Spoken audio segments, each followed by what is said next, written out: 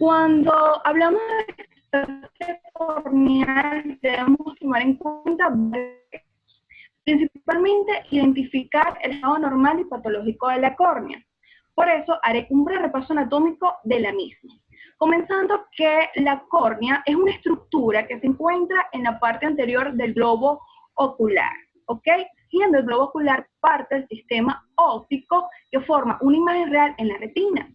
Para que esta imagen real se forme, primero, la luz que proviene del medio externo debe atravesar el ojo a través de la córnea, la cual se caracteriza por ser una estructura transparente avascular que mide de 11 a 12 milímetros horizontal y de 10 a 11 milímetros vertical.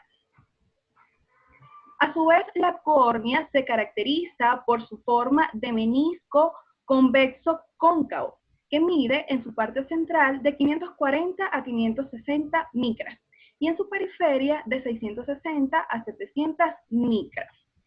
El índice de refracción de la córnea es de 1376, contribuyendo así con 43.25 dioptrías en la potencia dióptrica. No obstante, el efecto óptico que produce la córnea es de una lente positiva, ya que su medio externo está en contacto con la superficie anterior de la córnea es el aire y tiene un índice de refracción de 1, mientras que su medio interno que está en contacto con la superficie posterior es el humor acuoso y tiene un índice de refracción de 1336. Justo detrás de la córnea se encuentra la cámara anterior, que además de estar constituida por el humor acuoso, está formada por el iris. El iris actúa como un diafragma para controlar la cantidad de luz que va a ingresar al ojo. Inmediatamente detrás del iris se encuentra el cristalino, que se caracteriza por su forma de lente biconvexa que mide 9 milímetros de longitud por 4 milímetros de espesor.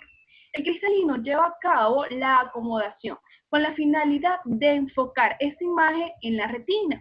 La retina, constituida a su vez por los fotorreceptores, que son los conos y bastones, encargados de transformar esa energía luminosa en energía eléctrica que será enviada al cerebro a través del nervio óptico y así llevar a cabo el fenómeno de la visión. Es importante destacar que en muchas oportunidades, cuando estas imágenes se forman a través de estos diferentes fenómenos, se pueden presentar ciertas aberraciones, las cuales van a estar relacionadas a las deformidades de la córnea. Entre estos se destaca la ectasia corneal, cuyo nombre proviene ectasia, según la Real Academia de la Lengua Española, del latín éxtasis, que significa dilatación, es decir, estado de dilatación de un órgano hueso, en este caso de la córnea. A su vez, la ectasia corneal se define como un grupo de enfermedades no inflamatorias que se caracterizan por un adelgazamiento progresivo y una protrusión que conlleva a un aumento de su curvatura normal. Estas a su vez se clasifican en ectasia corneal axial, central o paracentral, ectasia corneal generalizada o difusa, ectasia corneal periférica o degeneración marginal. Comenzamos con la ectasia corneal axial, central o paracentral, también denominada como queratocono, cuyo nombre proviene del griego keratoconos, querato que significa córnea y conos, cono, es decir, córnea en forma de cono. El queratocono a su vez se define como una ectasia corneal no inflamatoria, donde existe un adelgazamiento a predominio central o paracentral inferior, teniendo como consecuencia un aumento progresivo de la curvatura corneal, acompañada de una deformidad cónica de la misma. En la mayoría de los casos, la afectación es de forma bilateral, pero su evolución va a ser de forma asimétrica. No obstante, existen estudios que nos demuestran el queratocono no solamente como una enfermedad no inflamatoria, sino como una enfermedad inflamatoria. En estos estudios proponen que hay liberación de mediadores inflamatorios que pueden ser desencadenados debido al frote de los ojos, ¿ok?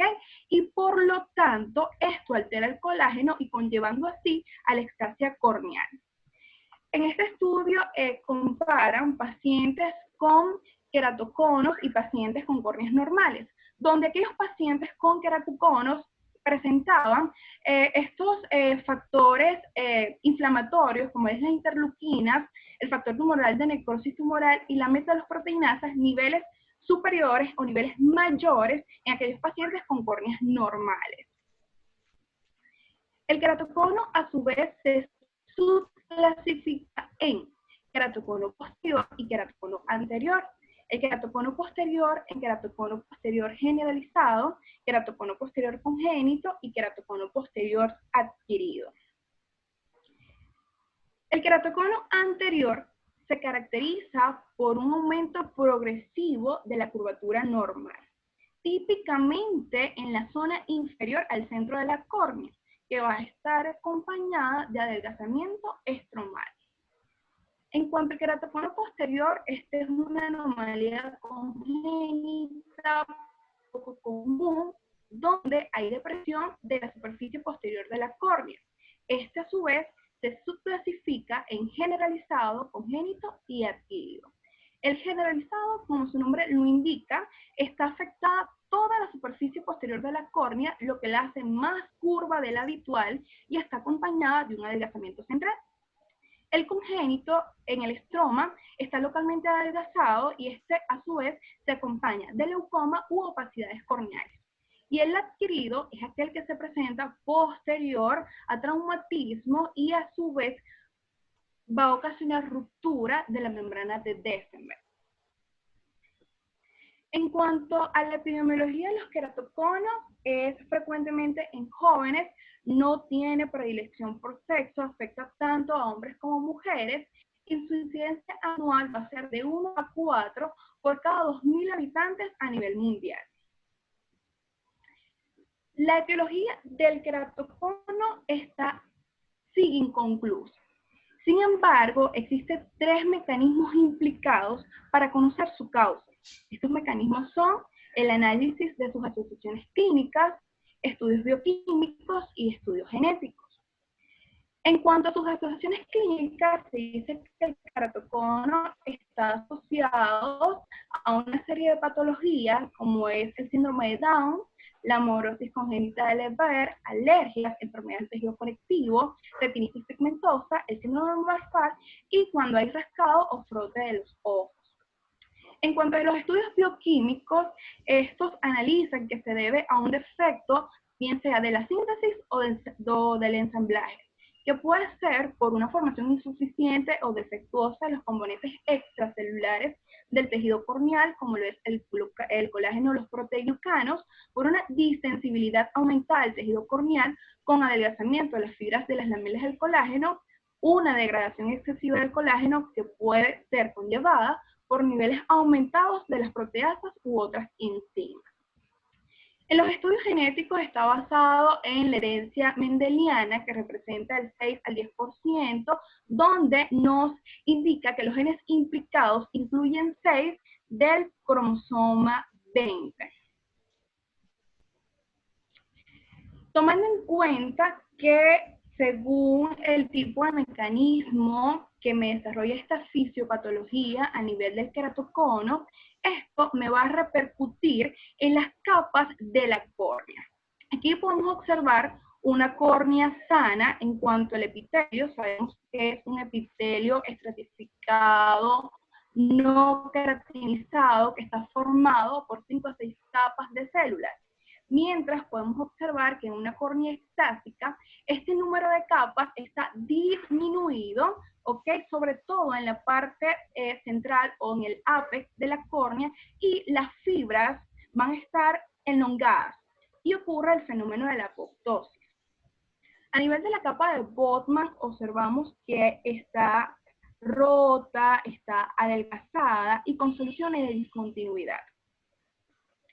En el estroma corneal vemos en un estroma extásico se ve que está desorganizado, desestructurado, lo que conlleva a una compactación de fibras de colágeno, pérdida de la organización de las fibras, disminución en el número de las fibras y fibroblastos anormales y degradados.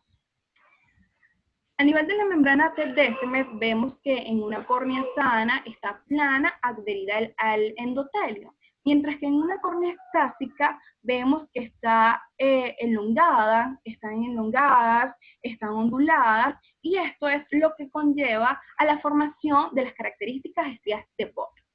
Es importante tomar en cuenta que todas estas manifestaciones histológicas tienen una repercusión clínica, dependiendo al estadio o a la fase en la cual se encuentra el paciente, que puede ser, comienza con una fase inicial, una fase intermedia y una fase avanzada. En la fase inicial, el paciente nos va a referir que tiene una visión borrosa, la cual va a ser progresiva y que no mejora con lentes. Va a presentar también fotofobia y síntomas irritativos. En la fase inicial, a nivel de los signos, en la biomicroscopía puede ser normal. En cuanto a los hallazgos keratométricos, se encuentra cierto encurvamiento y distorsión inferior de las miras. Y a la retinoscopía vamos a observar las sombras en tijeras. En esta fase inicial también podemos encontrar o podemos observar el signo de Sherlock, el cual consiste en un reflejo oscuro, ¿ok? Que parece ser una gota de aceite al ver el reflejo rojo en una pupila dilatada. En la fase intermedia, acá se hace visible este adelgazamiento central o paracentral inferior, ¿ok? Y va a aparecer una serie de signos clásicos, como lo son las estrías de Bott. Como nombré anteriormente, las estrías de Bott son líneas finas verticales que se producen por la compresión de las membranas de Descemet.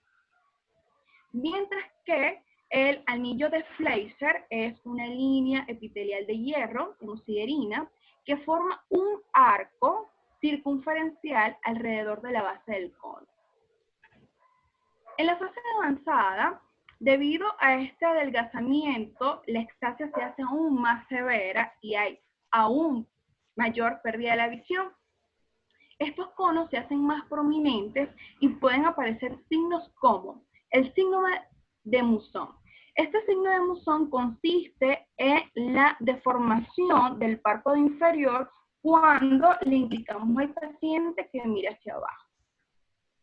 El signo de Rizzuti es un reflejo que vamos a observar cuando iluminamos desde el lado temporal. Vamos a ver ese reflejo a nivel del limbo.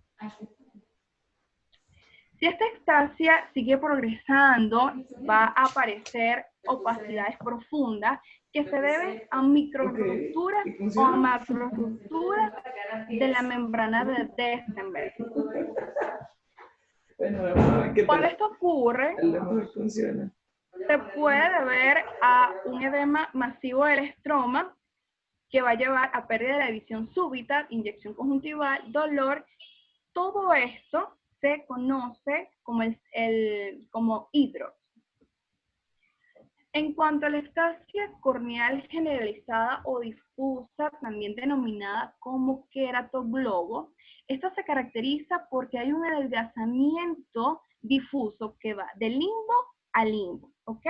La esclerótica anterior también puede verse afectada, adelgazada, sobre todo si tiene un aspecto azulado y se asocia al síndrome de Ehlers-Danlos. Existen dos tipos de queratoglobo. Está el juvenil y el queratoglobo que aparece en el adulto. El juvenil es aquel que está asociado a dos síndromes de herencia autosómica recesiva, que es el síndrome de Ehlers-Danlos tipo 4 y el síndrome de la córnea frágil. En cuanto al queratoglobo que se adquiere en el adulto, este no es más que un estado de queratocono avanzado. A la biomicroscopía, el queratoglobo, vamos a ver, como su nombre lo indica, la córnea va a tener una forma de globo, la cámara anterior va a estar aún más profunda, la curvatura va a ir de 50 a 60 dioptrías y se aprecia un adelgazamiento generalizado, sobre todo en la parte periférica. El diámetro corneal también puede estar ligeramente aumentado. Además, el queratoglobo se asocia a esclerótica azul, hipersensibilidad articular, sordera neurosensorial, fractura y perforación corneal con traumatismos cuando hay traumatismos mínimos. La ectasia corneal periférica o degeneración marginal pelúcida incluye cuando el queratocono está desplazado periféricamente. Este se caracteriza porque hay un adelgazamiento sin opacidad localizado en la parte inferior.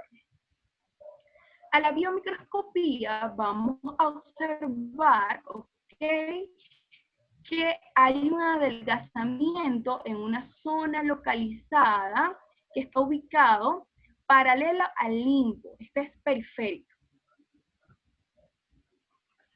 Existe un cuarto tipo de ectasia, que es la que es desencadenada posterior a cirugía por LASIK. Esta ocurre tras la realización de esta cirugía refractiva sin complicaciones, donde donde vamos a observar una deformación corneal estructural que lleva a una inestabilidad tanto óptica como refractiva.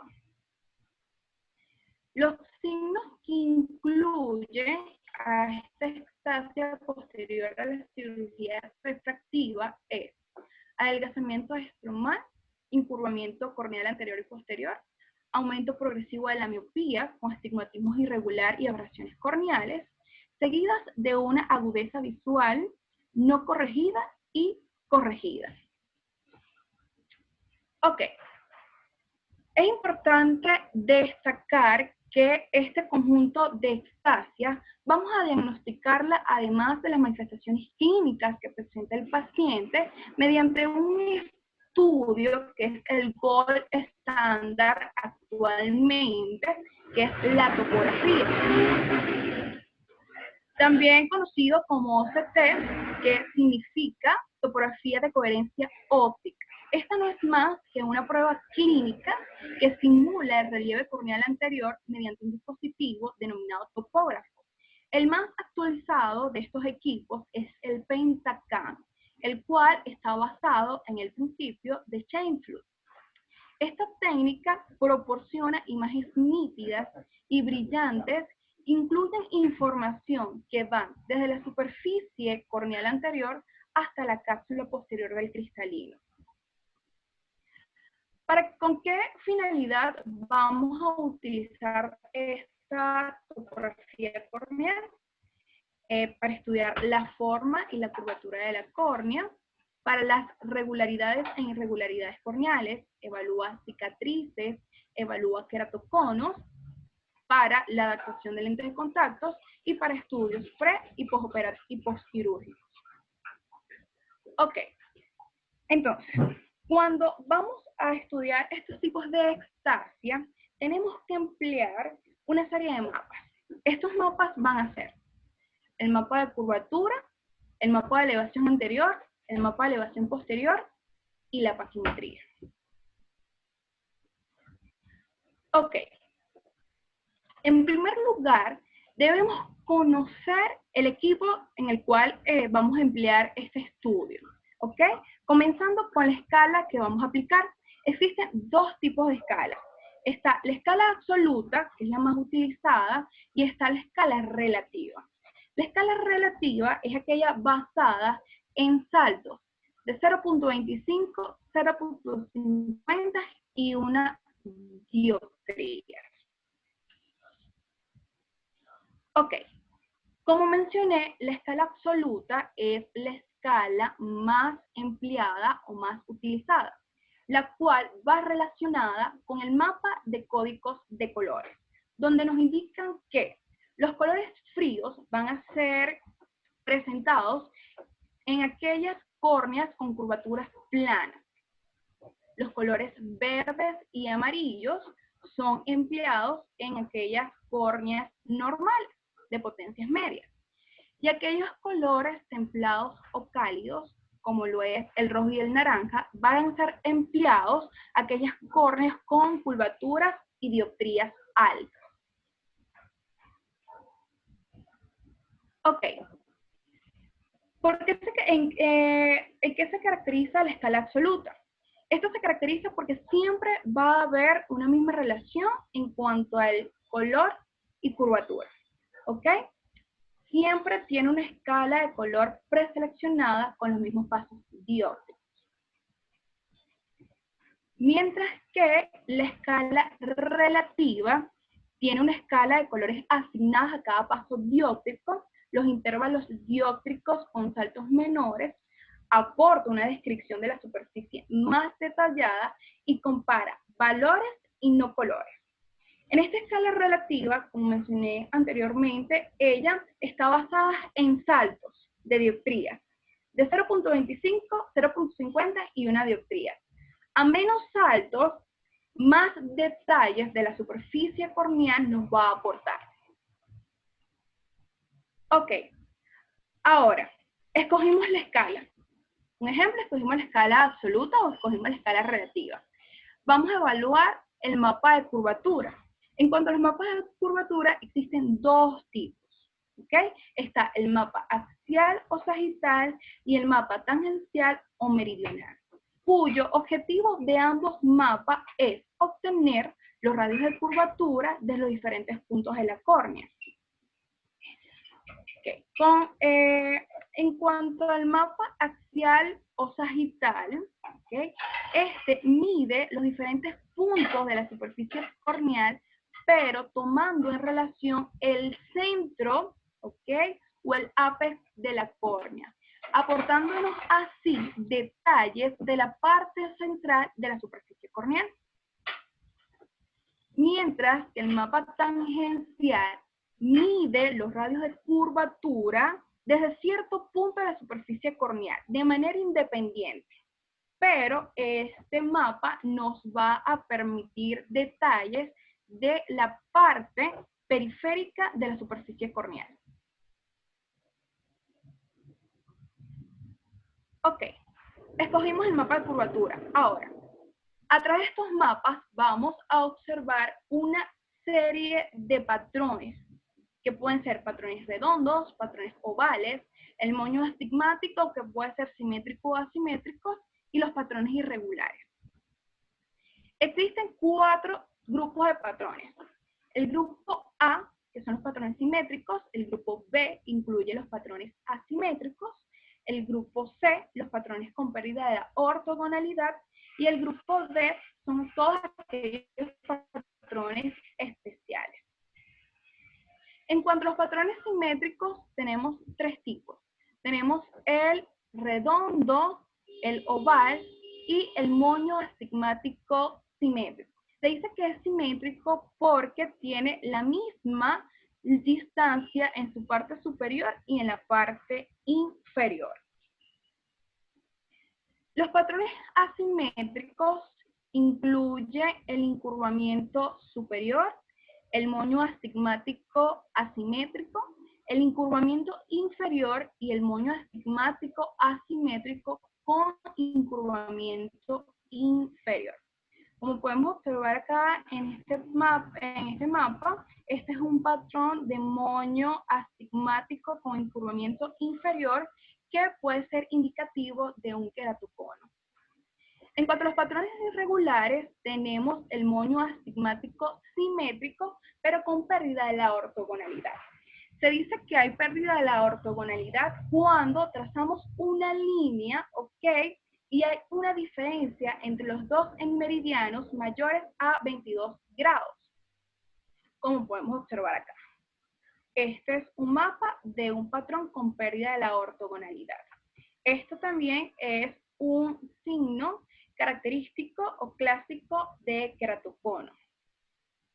En cuanto a los patrones especiales, tenemos el patrón en mariposa, que este se caracteriza porque los hemimeridianos están en la parte inferior y algo vertical. Está el patrón de las tenazas de cangrejo y está el patrón vertical en D. En cuanto al patrón de mariposa, este nos indica o es un hallazgo de inicio de una degeneración marginal pelúcida. Mientras que el patrón de las tenazas de cangrejo es un hallazgo ya subjetivo, un hallazgo de una degeneración marginal pelúcida ya instaurada. ¿Ok? Este es un ejemplo, un mapa de un patrón en tenazas de cangrejo.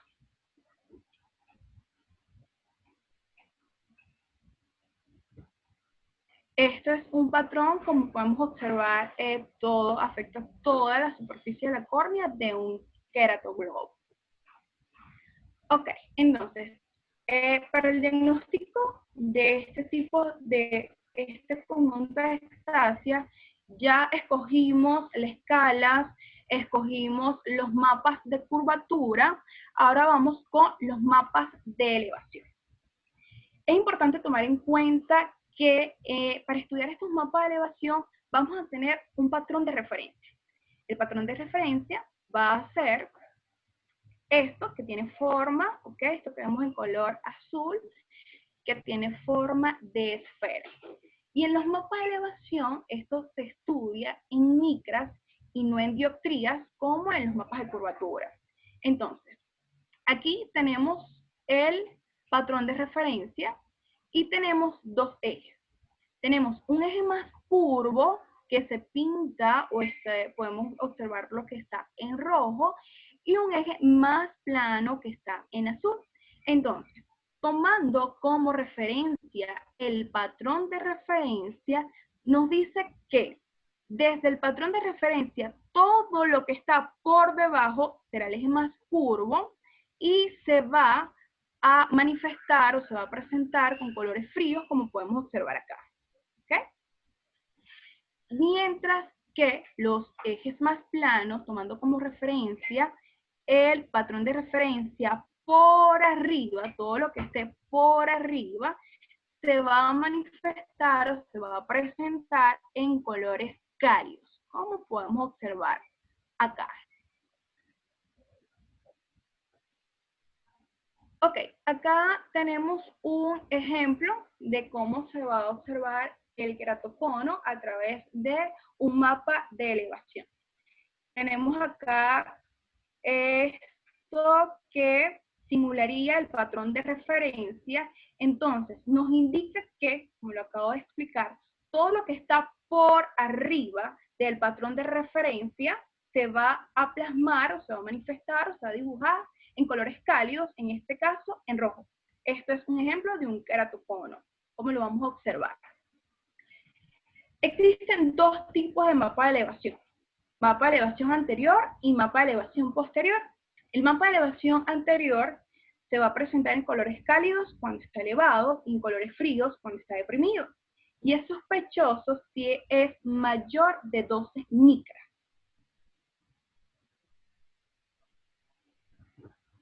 El mapa de elevación posterior es algo indicativo de patologías. O sea, el mapa de elevación posterior es mucho más específico que el mapa de elevación anterior. Y es sospechoso cuando es mayor de 15 micras. Ok. Ahora, entramos a la paquimetría. Es muy útil para el diagnóstico de todo este conjunto de ectasias y para la confirmación de las mismas. Partiendo que la paquimetría, el software va a tomar como referencia la distancia que existe entre la elevación anterior y la elevación posterior y nos da así como resultado o nos va a reflejar la paquimetría. Al principio del seminario expliqué o comenté que la córnea en su parte central mide de 540 a 560 micras, ¿okay? Como podemos observar acá, los datos que nos aportan, 510, 520, y en su periferia va de 600 a 700 micras, es decir, en la periferia la córnea siempre va a tener mayor grosor. Partiendo que en la paquimetría vamos a tomar en cuenta ciertos signos que nos van a indicar En signo de más nos indica que esto es el centro de la pupila.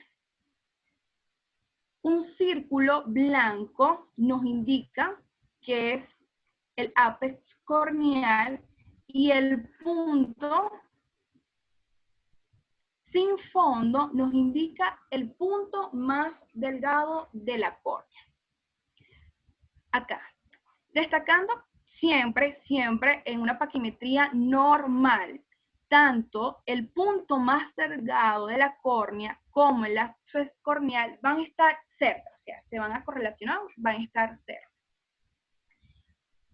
Mientras que en una alteración vamos a observar que tanto el punto que nos indica el ápex corneal como el punto que nos indica la parte más delgada, el punto más delgado de la córnea, van a estar separados. Esto es característico, se puede presentar o podemos observar este patrón de mapa en aquellos casos de queratocono, donde podemos observar acá que el punto más fino es de 220 micras. Esto es patológico, ellos tienen que estar siempre cerca.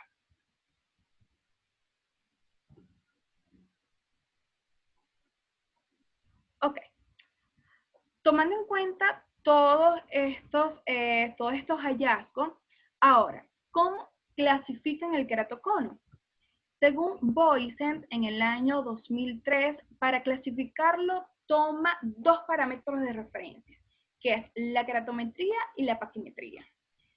En la queratometría, él clasifica el queratocono como leve cuando es menos de 45 dioptrías, moderado cuando va de 45 a 52 dioptrías, avanzado cuando va de 52 a 62 dioptrías y severo cuando es mayor de 62 dioptrías.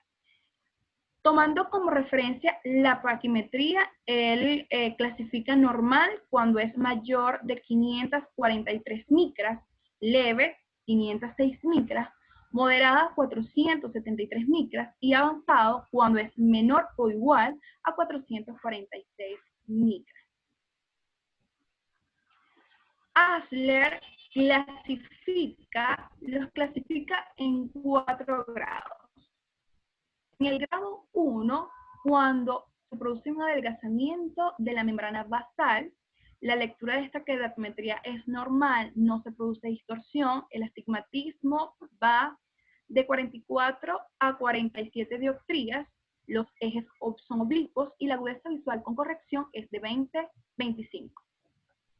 En el grado 2, esta etapa es donde se hacen presentes los signos y síntomas.